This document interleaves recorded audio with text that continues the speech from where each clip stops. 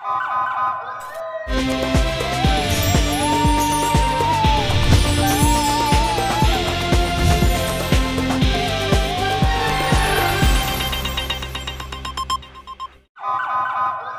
पहले नजर डालते हैं अब तक की बुलेटिन।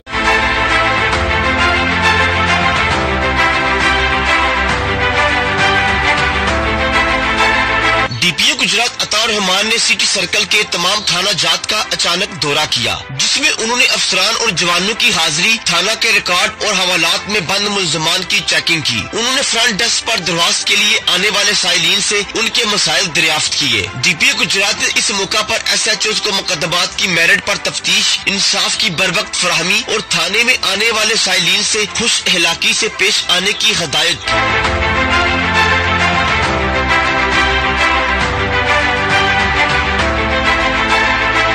खाला, अब 10 रुपए में सबसे ज्यादा पाउडर, जो बनाए झाग ज्यादा और निकाले दाग ज्यादा।